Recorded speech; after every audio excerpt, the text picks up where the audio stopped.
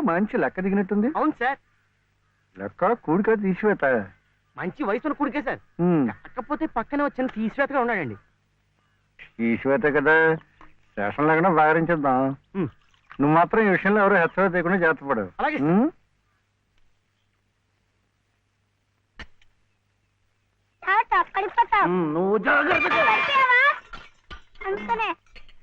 పట్టుకోమనే నాకు కూడా.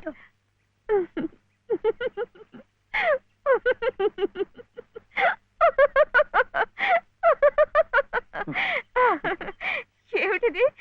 ఈ అవతారాలు ఏమిటి, ఈ చీరలు ఏమిటి, ఈ నామాలేమిటి? పట్టు పంచ లేదు కదా, అందుకని ఇది కట్టుకున్నాను. ఇవాళ ముక్కోటి ఏకాదశి, నువ్వు కూడా నామాలు పెట్టుకో, గుడికి వెళ్దాం.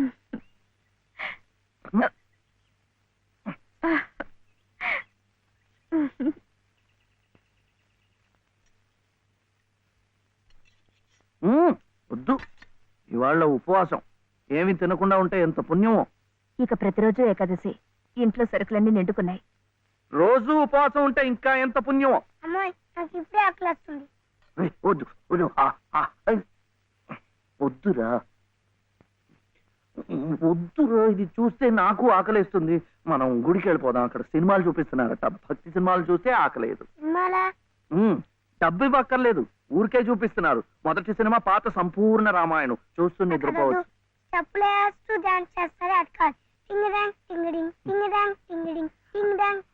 వద్దు, పండగ రోజున అలాంటి సినిమాలు చూస్తే గళ్ళిపోతాయట. హరే రామ హరే కృష్ణ చెప్పిస్తూ ఉందాం అంతే. జపాలు చేస్తూ సినిమాలు చూస్తే ఆకలి తీరదండి. 2 పూట్లు గడిచే మార్గం చూడండి. ఏముంది, సరుకులు తెచ్చుకుంటాం, వండుకుంటాం. అదే, ఎలా తెచ్చుకుంటాం? డబ్బులు ఇస్తాం, తెచ్చుకుంటాం. డబ్బు ఎక్కడి నుంచి వస్తుంది? ఉద్యోగం చేస్తే వస్తుంది. ఉద్యోగం ఎవరు చేయాలి? నువ్వే. వీడేమో చిన్నవాడు, నాకేమో చదువు లేదు.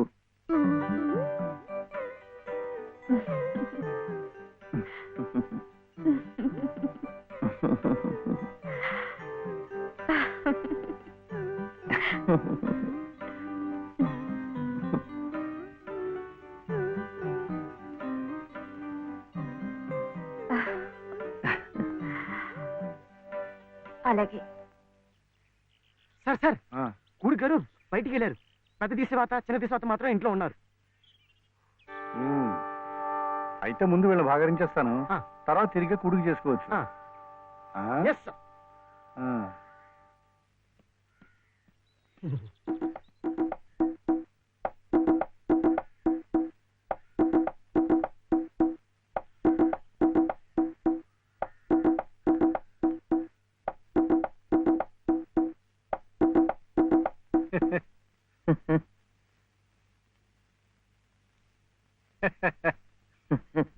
ఆహా, పెదవులు మీ చిరునవ్వు, పేరు శివుడు, పెట్టినవి పంగనామాలు.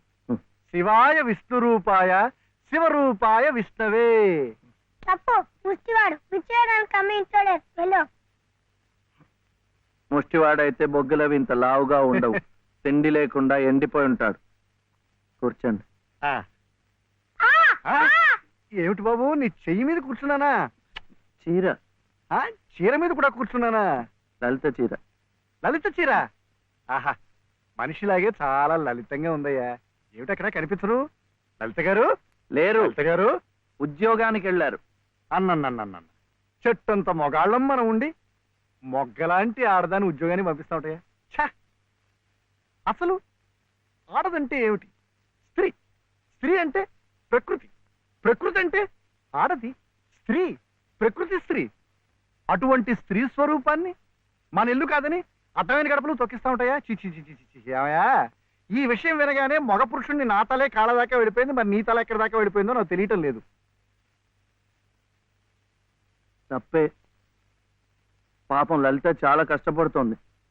కానీ నాకేమో చదువు రాదు, వీడేమో చిన్నవాడు. ఇవన్నీ అడ్డంకులు కావు, కాకూడదు, కారాదు. మగాడి ఏకైక లక్ష్యం ఆడదాన్ని పోషించడం. ఆ ప్రకృతి స్త్రీ ఆడదాన్ని సుఖపెట్టడం. ఇది నా థియరీయే కాదయ్యా. ఇంగ్లీష్ వాడు కూడా దొరసానమ్మల్ని పోషించుకోవడానికి బెగ్ బారో ఆర్ స్టీల్ అన్నాడు. బెగ్ ముష్టెత్తుకో, బారో అప్పు చెయ్యి. మళ్ళీ తీర్చలేం కదా. వద్దు, అందుకే స్టీలు దొంగతనం చెయ్యి. చెవిలో పెడతారు.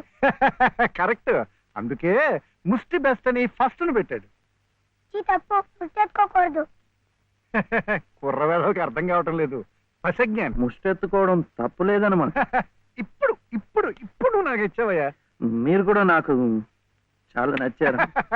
అయితే మీరు బాబుని చూసుకోండి, నేను వెళ్ళి ముష్టెత్తు. అమ్మమ్మమ్మమ్మ, సత్తు ఉన్న నిన్ను చూస్తే సత్తు పావలా కూడా వాళ్ళు వెయ్యరయ్యా.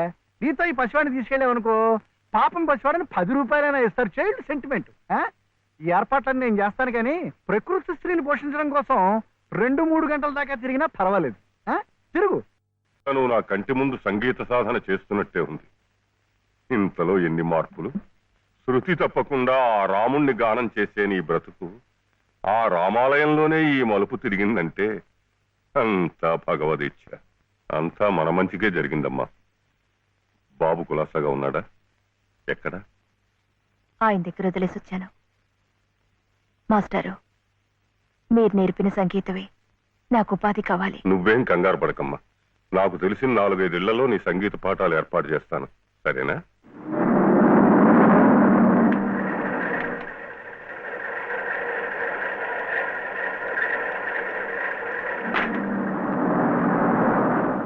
ధర్మం శరణం గచ్ఛామి, దానం శరణం గచ్ఛామి, ధర్మం శరణం గచ్ఛామి, దానం శరణం గచ్ఛామి.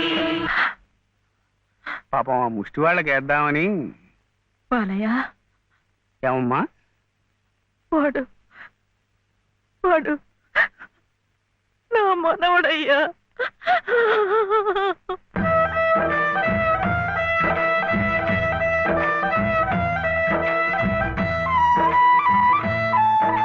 మావా, శివయ్య.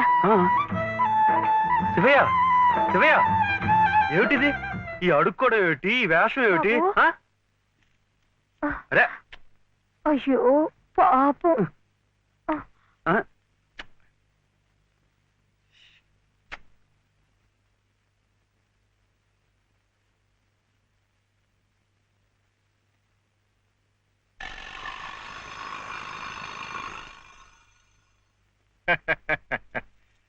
శివయ్య గారు వెళ్తూ నాకు ఈ తాళం చెవి ఇచ్చి వెళ్ళారు. అప్స్టేర్స్.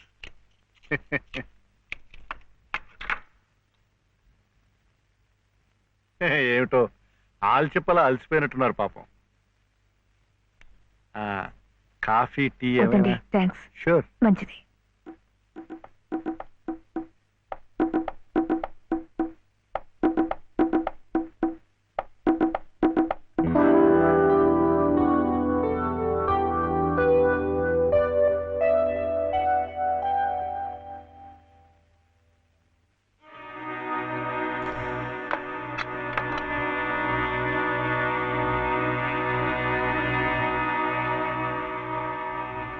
తీసుకోండి ప్లీజ్.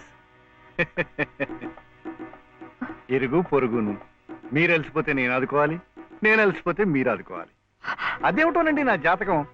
ప్రకృతి స్త్రీ నా కళ్ళ ముందు కష్టపడుతూ ఉంటే చూడలేను, చూస్తూ ఊరుకోలేను. మీ సమస్యలు ఏమిటో నాకు చెప్పండి. ఆర్థిక సమస్య, దాంపత్య సమస్య, ఏ సమస్య అయినా తీర్చగలను, న్యాయం చేయగలను. మీ సహకార సానుభూతి నాకేం అక్కర్లేదు. వెళ్ళండి. చూడు శివయ్య, అర్ధరాత్రి దాకా ఇంటికి రాడు. నువ్వు ఒంటరిగా ఉన్నావు, అందంగా ఉన్నావు, నేను ఒంటరిగా ఉన్నాను, ఆకలిగా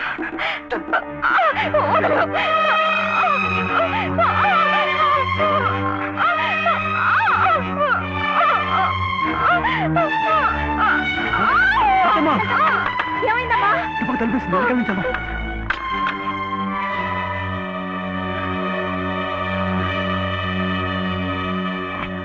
అంత పని చేశాడా ఆ నా కొడుకుని? వదలలేదు. ఏం జరిగింది? ఇంత తొందరగా వెళ్ళిపోతున్నారు పాపం. ఏం జరిగిందా? నువ్వు లేనప్పుడు ఆ అమ్మ చేసి బలాత్కారం చేయపడియా? అలాంటి నరికి ముక్కలు చేయాలి. వదలలేదు. నన్ను ఇంత జరిగిన మగాడిని చూస్తూ ఊరుకోవాలా? వాడిని బతకనీయకూడదే, ముక్కలు ముక్కలుగా నరికిపోతేది.